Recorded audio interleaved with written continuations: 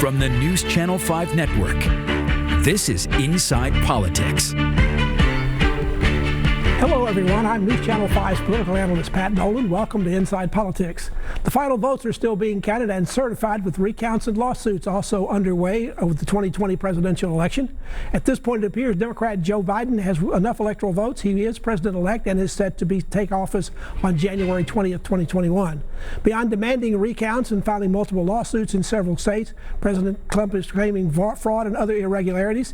He also this week used his influence and executive powers to slow down, if not stop, the efforts of the Biden team to begin a normal transition that always occurs between presidential administrations. This week on Inside Politics, we've invited a guest, Linda Peek-Schadt, who has experience on both sides of a presidential transition. Linda is a leader in residence and associate professor of practice at the College of Leadership and Public Service at Lipscomb University. She's also worked in the U.S. Senate, both for majority and minority leaders, positions that always play a major role in what happens and doesn't happen in Congress, especially with a new president. Linda, thank you so much for joining us on the program, and we appreciate you taking the time to share your experience and insights, especially in this critical area. Thank you for having me. President Trump has filed multiple lawsuits. He's asking for recounts in several states. He says the elections have been stolen, but so far this doesn't seem to be making any much difference in the courts. No, it doesn't. And one reason is his lawyers have not been able yet to prevail in the court, and the cases have been thrown out for lack of evidence. President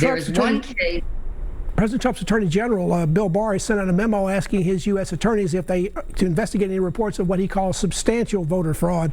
Has a request like this ever been made before by a U.S. attorney? And for that matter, is he seeing any of the U.S. attorneys across the country coming up with any election fraud? So far, it doesn't appear they are. No, they're not. And as far as the order and the memo that Attorney General Barr sent out, he is violating a 40-year kind of history of the Justice Department not imposing themselves into an ongoing election.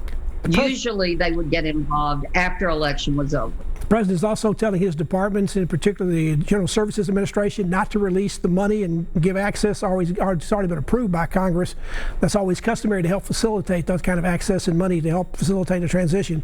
Can a president legally do that? Has any president ever done it before? Well, there is one case, and that is in the year 2000, where the GSA did not release the funds until after the Electoral College met. They did not release them during the recount in Florida. What they did do, however, is allow George W. Bush, to get the presidential daily brief. That is one of the things that the Trump administration is denying to President-elect Biden at this point. And there's history there that makes that somewhat dangerous. And that is, there was a report after 9/11 in which that official report of the 9/11 Commission pointed to the shorter transition period for the national security staffs of Clinton and Gore as one reason that the country had a lack of preparedness in recognizing the threat of Islamic terrorists. Do you believe the president's effort to slow down or stop the transition goes beyond just the full and fair counting of the votes? Is he actually looking to try to stop the Electoral College from voting for Biden, perhaps by going to Republican legislators in states that Biden carried and asked them to put him their own electors? That's never been done before. But again, this whole thing is unprecedented. Well, that's right. We kind of overuse the word unprecedented when it comes to President Trump's presidency. One of the things that I think we need to recognize is that it is highly unlikely that rallies or President Trump's call would cause a legislature to overturn the rule of the people or the votes of the people in their state and send a different slate of electors to the Electoral College. There's one thing that they might be able to do, and that is to pick off individual electors, but that has never been done in a way that would actually flip the Electoral College. There are lots of things that they can do from a PR standpoint. They can have rallies outside state legislatures, which Donald Trump Jr. is arguing for. They can put pressure on state legislatures publicly, as was done here in Georgia by the two senators who are in a runoff. And there's really been some interesting intra-party GOP fights, particularly here in Georgia, where the Republican Secretary of State is standing his ground, saying that it was a fair election, and also saying, as he has from the beginning, that there will be a recount, and he's called for a hand recount. Mr. Biden has said this whole process that the president's engaging in is an embarrassment for America, but he's otherwise pretty calm about it. He doesn't seem to be talking about his own lawsuits of his own. He seems to be thinking that eventually President Trump and the rest of the country and the Republicans will come around. Should he do something stronger, file his own lawsuits about this?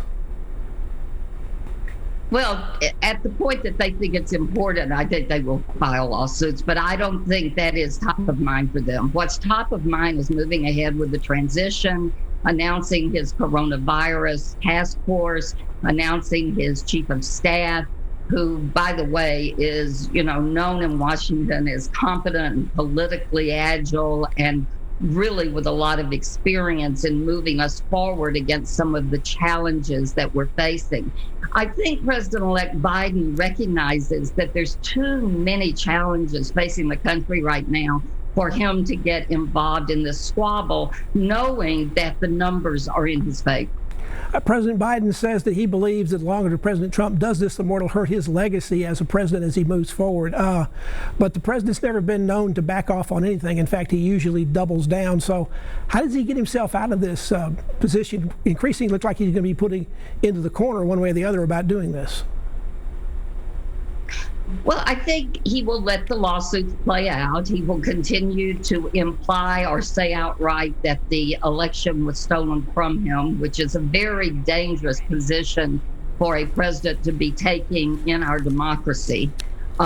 He will, I think, at a certain point either be persuaded by Republican leaders or by his family that he should shift his message to talking about running in 2024, or as he continues to say that the election was stolen from him. I don't expect to see a concession from Donald Trump in any way.